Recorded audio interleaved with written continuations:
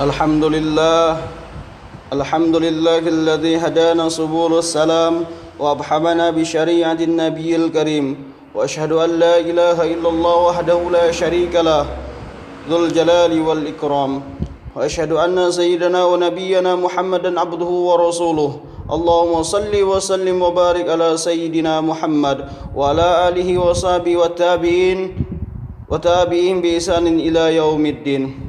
أما بعد فيا أيها الإخوان أوصيكم ونفسي بتقوى الله وطاعته لعلكم تفلحون. قال الله تعالى في كتابه الكريم: أعوذ بالله من الشيطان الرجيم.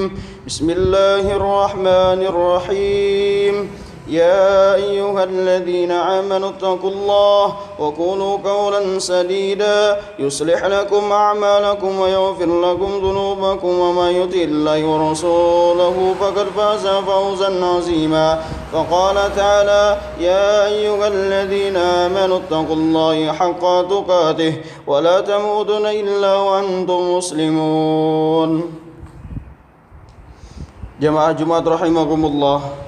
Pada kesempatan kali ini, marilah kita senantiasa memperkuat keimanan dan ketakwaan kita kepada Allah Subhanahu wa taala dengan iman dan takwa yang sebenar-benarnya, dan berusaha keras melaksanakan semua yang diperintahkan oleh Allah dan berusaha sekuat tenaga menjauhi apa yang dilarang oleh Allah Subhanahu wa taala. Jamaah Jumat rahimakumullah, mengatur kemaslahatan umat merupakan tanggung jawab besar seorang pemimpin. Kemakmuran atau kesengsaraan suatu masyarakat sangat tergantung pada pemimpin yang ia mainkan. Ketika seorang pemimpin berlaku adil sesuai dengan petunjuk syariat Islam, maka masyarakat pun akan sejahtera. Demikian sebaliknya, ketika pemimpin tersebut berlaku zalim dan tidak jujur dalam menjalankan amanahnya, maka rakyat pun akan berujung pada kesengsaraan.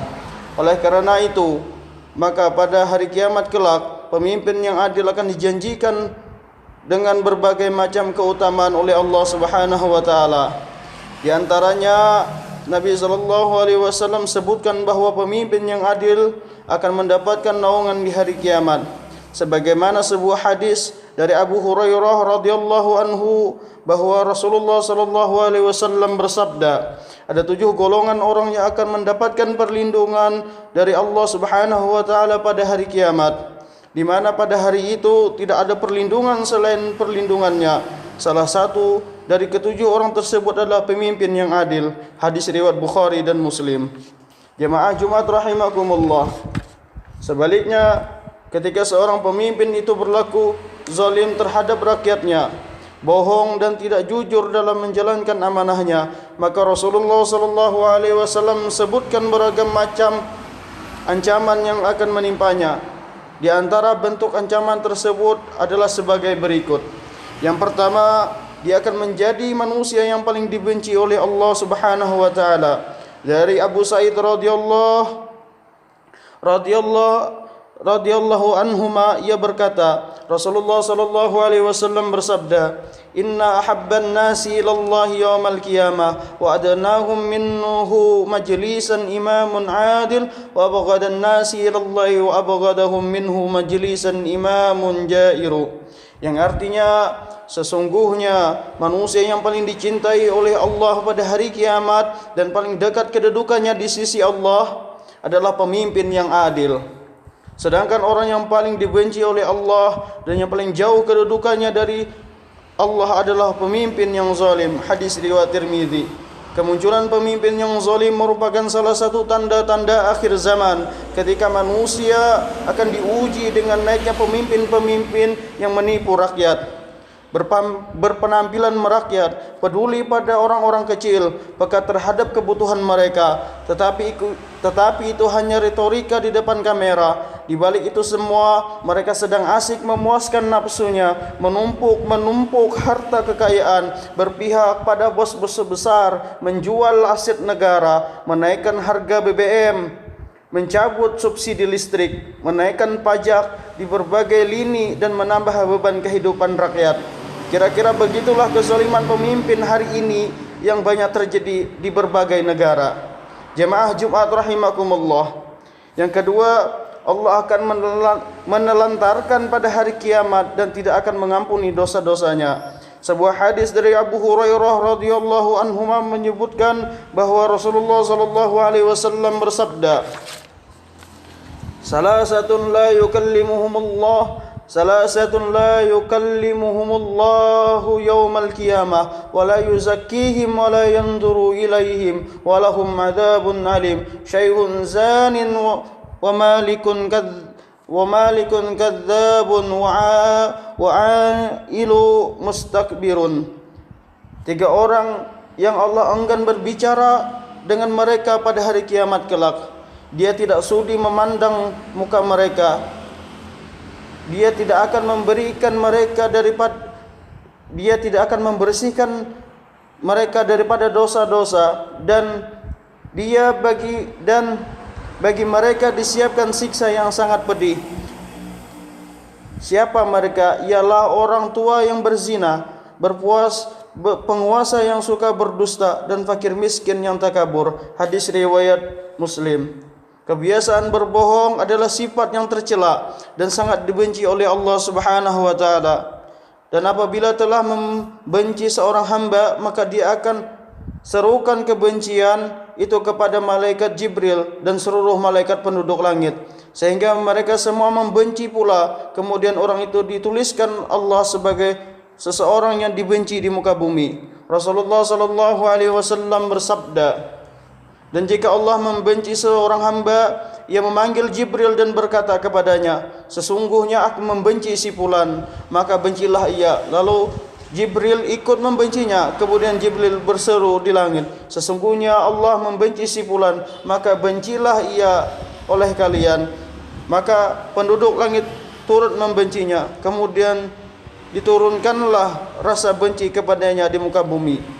Yang ketiga, akan dimasukkan ke dalam neraka serta diharamkan surga baginya. Rasulullah sallallahu alaihi wasallam bersabda, "Ayyuma ra'in asyara'iyatahu fahuwa finnar." Sesungguhnya pemimpin yang menipu rakyat maka tempatnya di neraka. Hadis riwayat Ahmad. Dari riwayat lain Rasulullah sallallahu alaihi wasallam bersabda, "Man istar'ahu Allahu ra'iyatahu thumma lam yuhidha binushi illa haramallahu alaihi aljannah." Muttafaqun alaih. Wa fi thumma yamutu hina wa yamutu wa huwa aqashin li ra'iyati illa haramallahu alaihi aljannah. Yang artinya, barang siapa yang diangkat oleh Allah untuk memimpin rakyatnya, kemudian ia tidak mencurahkan kesetiaannya, maka Allah akan haramkan baginya surga. Hadis riwayat Bukhari dan Muslim. Dalam lafaz yang lain disebutkan, lalu ia mati, di mana ketika matinya itu dalam keadaan menipu rakyatnya, maka Allah akan mengharamkan baginya surga. Jamaah Jumat rahimakumullah, kebiasaan dan kehinaan tidak saja menimpa pemimpin yang zalim dan pembohong, akan tetapi juga menimpa orang-orang yang berteman dekat dengannya dan membenarkan kebohongannya, dan orang yang ikut serta membantu kezalimannya. Rasulullah sallallahu alaihi wasallam bersabda, "Akan ada suatu waktu nanti ketika aku wafat, para pemimpin yang zalim, barang siapa yang masuk pada mereka dan membenarkan kebohongan mereka dan mendukung kezaliman mereka, maka dia bukan dari golonganku dan aku bukan dari golongannya, dan dia tidak punya bagian untuk mendatangi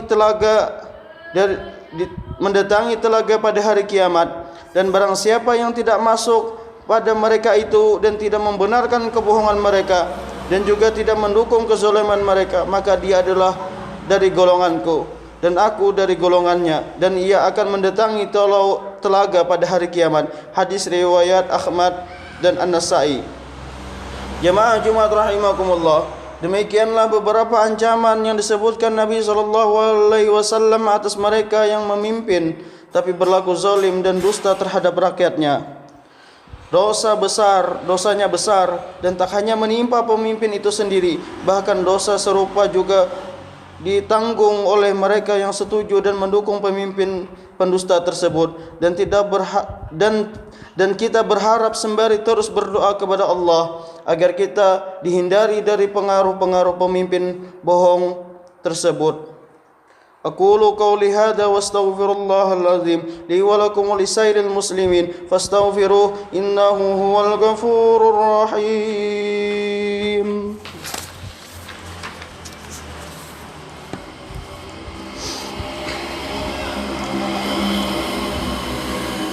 الحمد لله نحمده ونستعينه ونستغفره ونعوذ بالله من شرور أنفسنا ومن سيئات أعمالنا من يهده الله فلا مضل له ولم يضلل فلا هادي له أشهد أن لا إله إلا الله وأشهد أن محمدا عبده ورسوله لا نبي بعده اللهم صل وسلم وبارك على سيدنا محمد وعلى آله أجمعين أما بعد فيا عباد الله اتقوا الله حق تقاته ولا تموتن إلا وأنتم مسلمون.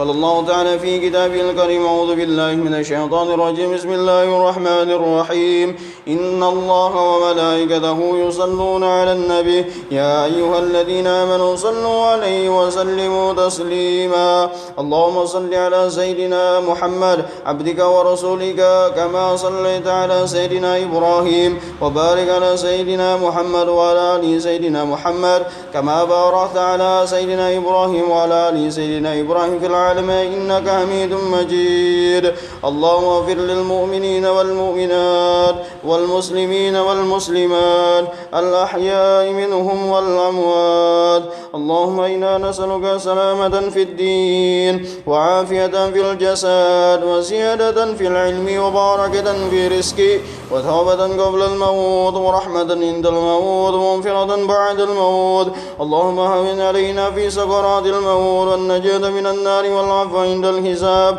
اللهم ارفع عنا الغلاء والوباء والبلاء والفحشاء والمنكر والسيوف المختلفة والشدائد واليد والمحال وصهر منها وما بطن عن بلدنا هذا خاصة من سائر المسلمين والمسلمات برحمتك يا أرحم الراحمين. ربنا آتنا في الدنيا حسنة وفي الآخرة حسنة وقنا عذاب النار. عباد الله إن الله يأمركم بالعدل والإحسان وإيتاء ذي القربى وينهى عن الفحشاء والمنكر والبغي يعظكم لعلكم تذكرون واذكروا الله العظيم يذكركم واشكروا على نعمه يزدكم ولذكر الله أكبر الله يعلم ما تصنعون. أقيموا الصلاة.